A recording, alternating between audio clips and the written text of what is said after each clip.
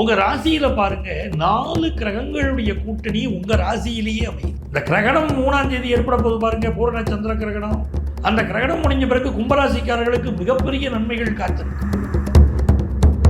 நிறைய பொருளாதார தடைகள் கும்பராசிக்காரங்களுக்கு இருந்தது. இப்போ சனி பகவான் உங்கள் 2ஆம் இடத்துல இருக்க, அவரோட சுக்கிரனும் சேர்ந்திருக்கிறாங்கிற போது மிக பெரிய அளவுக்கு பொருளாதார வரவை நீங்க சந்திக்க போறீங்க.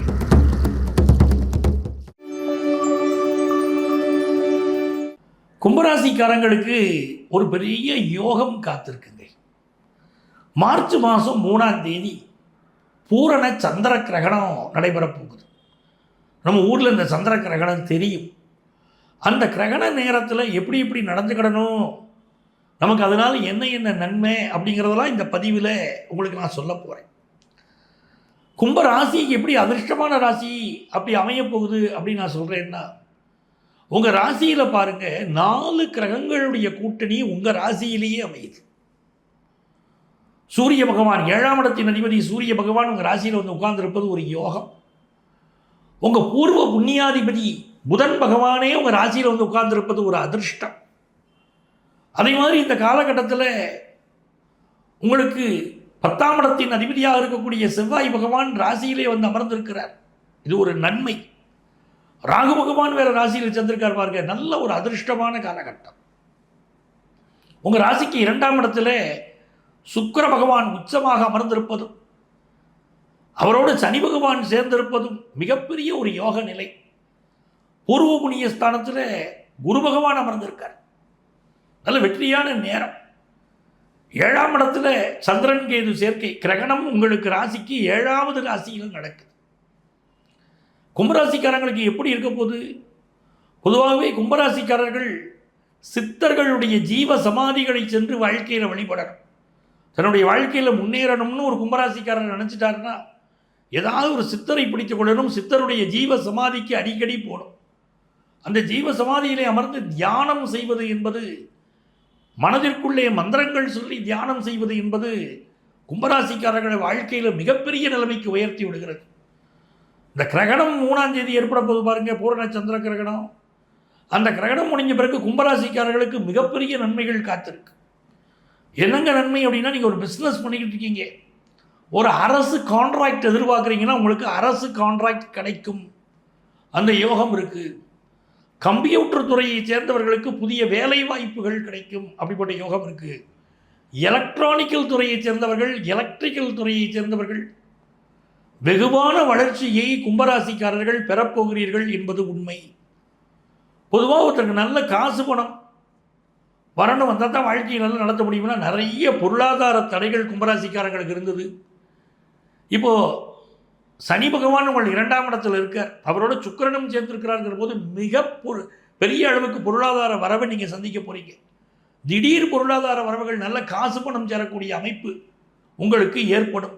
கும்பராசிக்காரர்களுக்கு இந்த கிரகணத்திற்கு பிறகு மிகப்பெரிய அளவிற்கு பொருளாதார ஏற்றம் ஏற்படும் அப்படிங்கிறது தான் உண்மை. அது மாதிரி வீட்டில் சுபகாரியங்கள் கூடி வரும். ஒரு நல்ல திருமணம், வளைகாப்பு, காது குத்து, சீமந்த, உபநயன, சஷ்டியப்த பூர்த்தி, சதாபிஷேகம் அப்படின்னு என்ன நல்ல விஷயங்களை நீங்கள் எதிர்பார்க்குறீங்களோ அந்த நல்ல விஷயங்கள் உங்கள் குடும்பத்திலே கூடி வரப்போகிற யோகம் இருக்குது. பூர்வீக சொத்துக்கள் சம்பந்தமாக எந்த பிரச்சனைகள் இருந்தாலும் அந்த பிரச்சனைகள் நிவர்த்தியாகும். அதே மாதிரி அதிகார வேலைகள் பலருக்கு கிடைக்கும். சகோதரனோடு இருந்த பிரச்சனைகள் நிவர்த்தியாகக்கூடிய யோகம் கும்பராசிக்காரர்களுக்கு உண்டு. பிள்ளைகளுக்கு கல்யாணம் ஆகலையே நினைக்கக்கூடிய கும்பராசிக்காரர்களுக்கு உங்கள் பிள்ளைகளுக்கு திருமணம் ஃபிக்ஸ் ஆகிறத நீங்கள் கண்கூடாக பார்ப்பீங்க. அதே மாதிரி வெளிநாட்டு ஆப்பர்ச்சுனிட்டி பலருக்கு கூடி வரும். கும்பராசிக்காரர்களுக்கு நல்ல ஃபாரின் ஆப்பர்ச்சுனிட்டி கூடி வருது. வெளிநாட்டு தொழில் செய்வது, நல்ல முன்னேற்றம் பெறுவது அப்படின்னு உங்களுடைய அமைப்பு உங்களுக்கு இருக்கிறது. இதெல்லாம் வந்து இந்த கிரகணத்திற்கு பிறகு பிஸ்னஸாக இருக்கட்டும், உங்களுக்கு பெரிய முன்னேற்றம், நல்ல வேலை கிடைக்கக்கூடிய யோகம்.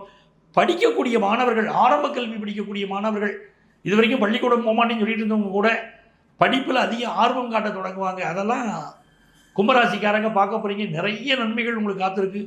கிரகண நேரத்தில் நீங்கள் தெரிஞ்சுக்க வேண்டிய இன்னொரு விஷயம், கொஞ்சம் உடல் நலத்தில் மட்டும் நீங்கள் அக்கறை எடுத்துக்கணும். இந்த கிரகண நேரத்தில் நீங்கள் சொல்ல வேண்டிய மந்திரம் ஓம் பாம்பாட்டி சித்தரையே போற்றி, ஓம் பாம்பாட்டி சித்தரையே போற்றி என்ற மந்திரத்தையோ, ஓம் அகத்தியரே போற்றி என்ற மந்திரத்தையும் இந்த கிரகண நேரத்தில் நீங்கள் சொல்லி வர மிகப்பெரிய வெற்றிகளை நீங்கள் உங்கள் வாழ்க்கையில் காணலாம். இந்த மார்ச் மாதம் 3ஆம் தேதி சந்திர கிரகணம் வருகிறது. இந்த சந்திர கிரகணத்தினாலே 12 ராசிக்காரர்கள் வாழ்க்கையிலும் என்ன மாற்றங்கள் ஏற்பட போகுது, இந்த சந்திர கிரகணத்தை எப்படி நாம் கடைபிடிக்கணும் அப்படிங்கிறதெல்லாம் பார்க்க போகிறோம். இந்த கிரகணம் என்பது சூரியன் சந்திரன் என்ற 2 ஒளி கிரகங்கள் இருக்கு இல்லையா. ஜோதிட சாஸ்திரத்தில் சூரியன் சந்திரன் இரண்டையும் ராஜ கிரகங்கள்னு சொல்கிறோம், ஒளி கிரகங்கள் அப்படின்னு சொல்கிறோம். இந்த ஒளி கிரகங்களுக்கு ராகுவினாலோ கேதுவினாலோ ஏற்படக்கூடிய கிரகஸ்தம், அதற்கு பேர் தான் சந்திர கிரகணம், சூரிய கிரகணம் அப்படின்னு கிரகணம்னு பேசுகிறோம். இப்போது ஏற்பட போவது சந்திர கிரகணம். கேது பகவானால் சந்திரனுக்கு ஏற்படக்கூடிய கிரகணம் தான் சந்திர கிரகணம். இது எப்போ நடக்க போகுது? மார்ச் மாதம் 3ஆம் தேதி செவ்வாய்க்கிழமை அன்றைக்கி தான் அந்த கிரகணம் இருக்குது. இந்த கிரகண நேரம் அப்படின்னு சொல்லக்கூடியது அந்த செவ்வாய்க்கிழமை பிற்பாதி 3:20 கிரகணம் ஆரம்பிக்குது. அதாவது மார்ச் 3ஆம் தேதி பிற்பகல் 3:20 கிரகணம் ஆரம்பித்து இரவு 7:53 வரைக்கும் அந்த கிரகணம் இருக்குது. 7:53 தான் கிரகணம் மோட்சம் அடைகிறது. அப்போ இந்த காலகட்டத்தில் கிரகணம் இருக்கிற போது நம்ம ஒவ்வொரு ராசிக்கும் பல மாற்றங்களை இந்த கிரகணம் ஏற்படுத்தி கொடுக்கும். இந்த கிரகணம் எந்த நட்சத்திரத்தில் ஏற்பட போகிறது அப்படின்னு சொன்னால் பூரம் நட்சத்திரத்தில் கிரகணம் நடக்குது. சிம்ம ராசி கடக லக்னத்தில் தான் கிரகணம் நடக்குது. சிம்ம ராசியில் இருக்கக்கூடிய பூரம் நட்சத்திரத்தில் கிரகணம் நிகழ்கிறது. இந்த பூரம் நட்சத்திரம் அப்படின்னு சொல்லும்போது இதற்கு இணையான மற்ற நட்சத்திரங்கள் இருக்குது. பரணி பூராடம் அந்த நட்சத்திரங்களுக்கும் கிரகணம் பிடிக்கிறது. அதே மாதிரி சிம்ம ராசியிலே இருக்கக்கூடிய இன்னும் 2 நட்சத்திரங்கள் மகம் உத்திரம், இந்த நட்சத்திரத்தை சேர்ந்தவர்களுக்கும் கிரகணம் பிடிக்கிறது. ஆகவே மொத்தம் இதில் 5 நட்சத்திரத்துக்காரர்களுக்கு கிரகணம் பிடிக்குது. பரணி பூரம் பூராடம் மகம் உத்திரம், இந்த 5 நட்சத்திரத்தை சேர்ந்தவர்களுக்கும் கிரகணம் பிடிக்குது.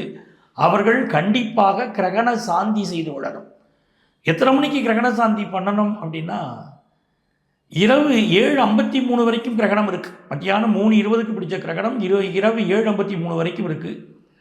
ஆகவே 8 மணிக்கு நீங்கள் குளித்து விட்டு பிறகு கிரகண சாந்தி செய்து கொள்ள வேண்டும். அதற்குரிய சாஸ்திரிகளை அணுகி கிரகண சாந்தி செய்து கொள்வது என்பது பெரிய நன்மைகளை தரும். கிரகணத்தால் வரக்கூடிய தாக்கங்களை நீக்கும். இந்த கிரகண நேரத்திற்கு என்று சில கட்டுப்பாடுகளை விதித்தார்கள். குறிப்பாக கர்ப்பிணி பெண்கள் கிரகண ரேகைகள் பட்டால் அவங்கள் பிரெக்னன்சி பாதிக்கப்படும் என்று நம்மளுடைய முன்னோர்கள் சொல்லியிருக்காங்க. அதனால் பிரெக்னண்டாக இருக்கக்கூடிய பெண்கள் இந்த நேரத்திலே வெளியே வர வேண்டாம் என்றும் நம்முடைய முன்னோர்கள் சொல்கிறார்கள். அப்போ இந்த கிரகணம் இருக்கக்கூடிய நேரத்தில் நம்ம வீட்டில் ஜன்னல்களையெல்லாம் கூட அடைச்சி வச்சு பிரெக்னண்டாக இருக்கக்கூடிய லேடிஸுக்கு எந்த பாதிப்பும் வந்துடக்கூடாது அப்படின்னு பாதுகாப்பாக வச்சுக்கிறது நம்ம ஊரில் ஒரு பழக்கம். அதை நம்ம புரிஞ்சுக்கணும்.